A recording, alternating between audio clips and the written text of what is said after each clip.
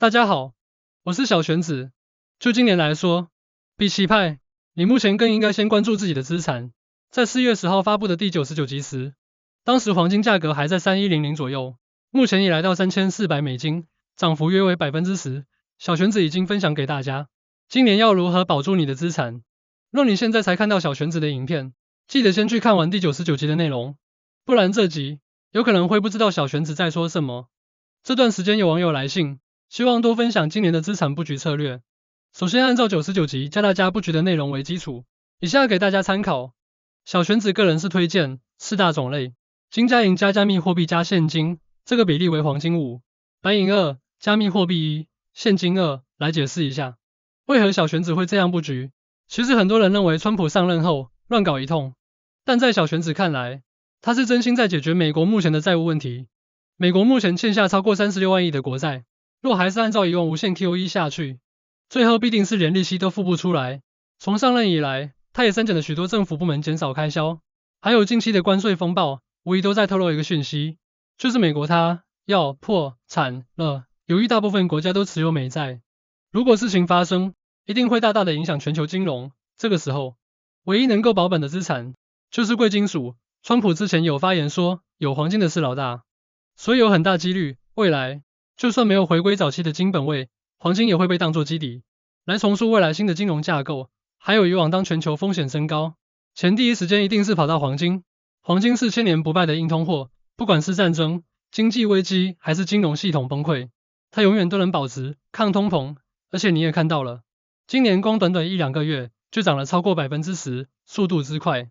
所以黄金我直接给它最大权重5，这是资产避风港的概念。接下来是白银，它虽然不像黄金那么被市场关注，但正因为如此，它常常会候补发动。像今年金银比已经超过100:1，已经拉开到历史高位，代表白银未来还有很大的补涨空间。加上未来关于医疗电动车还有绿色能源的发展，都必须要用到白银。而且黄金目前是有业者在做进行回收的，但是白银由于成本关系，使用过后并不会进行回收，所以白银在工业上只会耗损跟减少，或许未来白银的涨幅有大几率会超过黄金。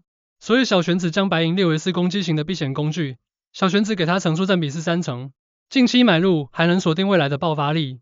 第3就是加密货币，小玄子要跟大家聊一个很多人都会卡关的问题，就是加密货币到底该怎么选。别担心，其实方法超简单。币圈虽然币种多到像夜市的地瓜球一样琳琅满目，但我们不需要每样都买。小玄子自己的原则很简单，除了拍币我们本身天天都在挖以外，其他就选5大战备货币来当基本盘就好。这5大战备货币是过去币圈大风大浪中证明过，跌倒了也能站起来的老将，比起一些新兴迷因币，这些才是真正能在危机中扛住风雨的核心。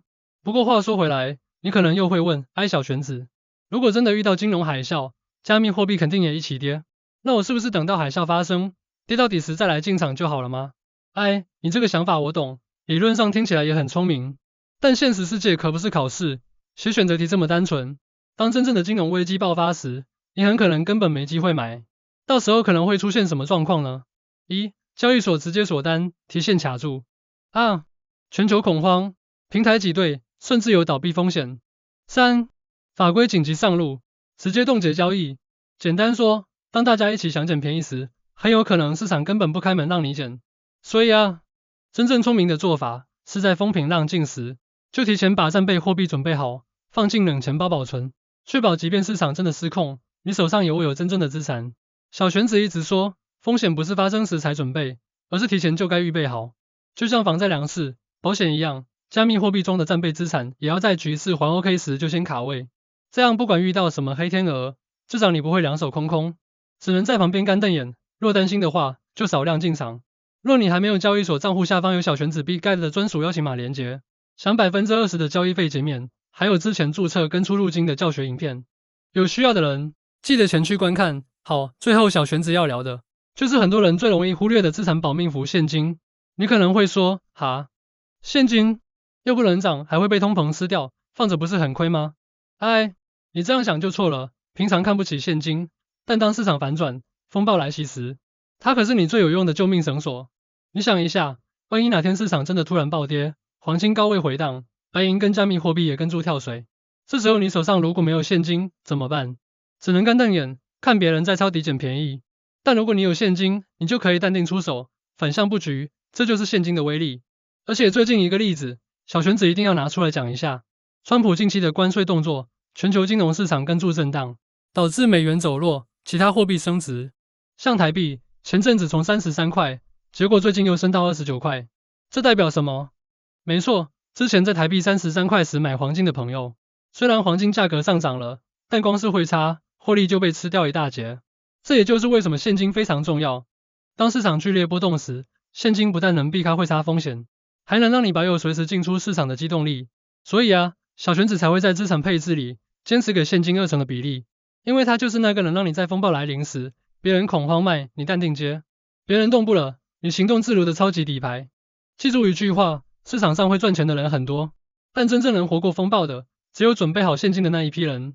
OK， 以上就是小玄子认为今年在资产布局方面，能够帮大家做到所谓的攻守兼备。各位先锋朋友，今天讲了这么多，小玄子帮大家快速总结一下2025这波震荡行情，该怎么把资产配置做好。黄金，资产避风港之王；白银，低调但潜力爆棚；加密货币，战备币才是真底牌；现金，最实用的救命底牌。再来呢，说到派币，小玄子当然不会漏讲，尤其最近派团队释出的这个时间点，让整个社区又再度沸腾了起来。派 Network 将于2025年5月14日发布一则关键生态系统公告。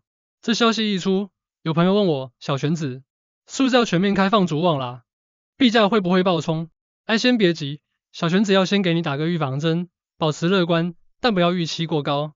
这句话说出了很多老玩家心中的真实感受。派的路不是靠爆点新闻，而是靠系统建设慢慢搭出来的。现在要比的不是谁加得快，而是要比谁活得久。这一次的公告，根据目前社群和开发圈的种种蛛丝马迹，小玄子个人希望是跟智慧合约框架有关。若真的如传闻，派 Network 即将上线智慧合约框架，这件事不只是可以做应用这么简单，它更有可能成为派真正进军全球金融体系的技术门票。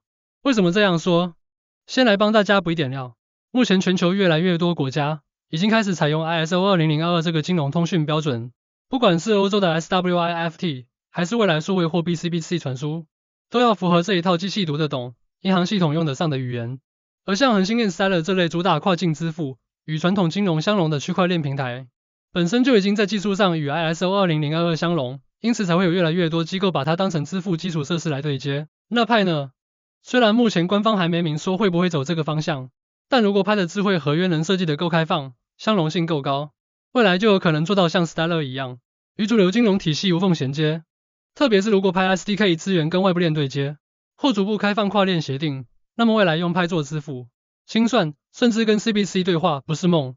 这就不是炒币这么简单，而是派将成为全球金融科技基础的一环，这才是长期价值的真正起点。